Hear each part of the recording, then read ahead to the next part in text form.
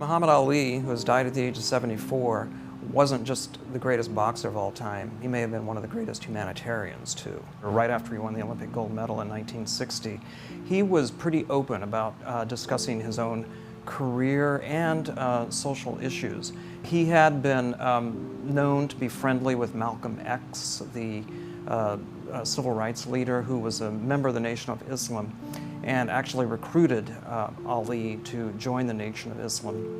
Immediately after he won the championship in 1964, Cassius Clay, as he was originally known, changed his name to Muhammad Ali. Clay was a white man's name, it was a slave name.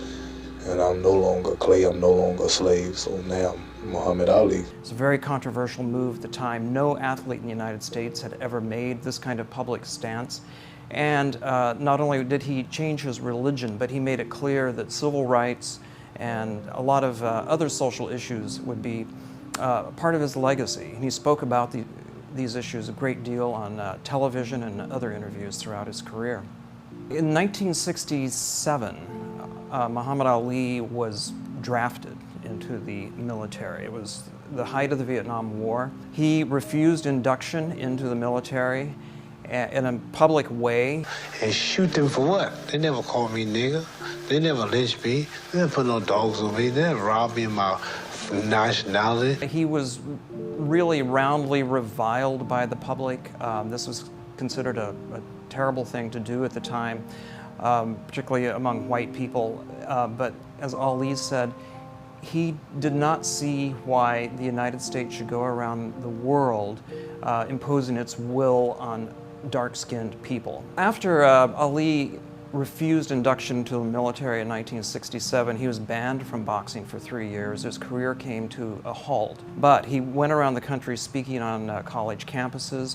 He was praised by Martin Luther King Jr., who described his refusal to join the military as a very great act of courage. Over time, as the Vietnam War became more unpopular, people came around to Ali's view, and by 1975, when Gerald Ford was president, Ali was invited to the White House as an honored guest. After his boxing career ended in 1981, he became a kind of goodwill ambassador. He became a figure of great symbolic importance. He loved being around children. He would do magic tricks with kids all over the world. He was probably the most famous person in the world. And he used his fame as a cause for good. He spoke for peace during the terrorist attacks of 9/11 in 2001. He said terrorism has no role in the Muslim faith. I'm a Muslim. I've been a Muslim for 20 years.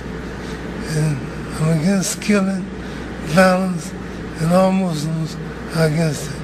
He was summoned by popes. He was in South Africa with Nelson Mandela. Almost every president invited him to the White House.